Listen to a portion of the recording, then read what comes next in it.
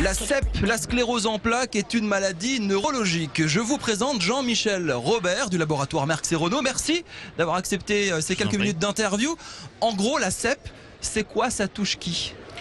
Alors la CEP, la sclérose en plaques, c'est une maladie à caractère inflammatoire en fait. C'est une maladie qui se caractérise par une inflammation et qui détruit, cette réaction inflammatoire détruit la gaine qui entoure les neurones. Ça s'appelle la myéline. Et qui s'appelle effectivement, je vois que vous connaissez bien, la myéline. Et donc ça se traduit par des symptômes très embêtants bien évidemment, puisque ça peut être des symptômes optiques notamment, avec des troubles de la vision, des symptômes de fourmillement, de difficultés de mouvement notamment.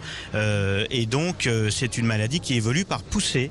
Est-ce que ça se soigne bien? Est-ce qu'on guérit aujourd'hui la sclérose en plaques? Alors malheureusement aujourd'hui on n'a pas trouvé le médicament qui guérit la sclérose en plaques, mais par contre ça se soigne de mieux en mieux.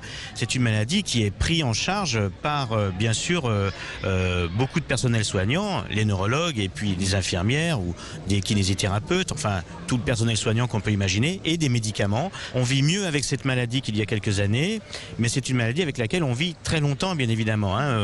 On peut vivre pendant 30 ans, 40 ans avec une sclérose en plaques. Oui, contrairement à ce qu'on dit, on ne meurt pas forcément de la sclérose en plaques, ça c'est important. Absolument. Les défis demain, c'est quoi? Trouver un vaccin, je ne sais pas si on peut appeler ça comme ça, faire de la recherche génétique pour comprendre comment ça va, bloquer le processus? Oui, je crois que vous mettez le point sur un sujet important. Bien sûr, aujourd'hui, nous n'avons pas de vaccin contre la sclérose en plaques, mais pourquoi pas dans l'avenir, en tout cas des vaccins thérapeutiques. Aujourd'hui, on est plus précisément sur l'avènement de nouvelles thérapies orales, puisque jusqu'à maintenant, nous n'avions que des thérapies... oui, enfin en tout cas pas des pastilles, mais plutôt des comprimés par exemple. C'est pas le mentos, oui. Non, pas du tout. Mais par contre, ça c'est intéressant parce que jusqu'à maintenant on avait des injections d'immunomodulateurs. Plus lourd à faire. Et c'est un peu moins lourd, mais c'est vrai que c'est un vrai progrès pour les patients. Et dans les années qui viennent, très prochainement, nous allons avoir beaucoup de molécules orales qui vont arriver. Ça c'est soigner le patient.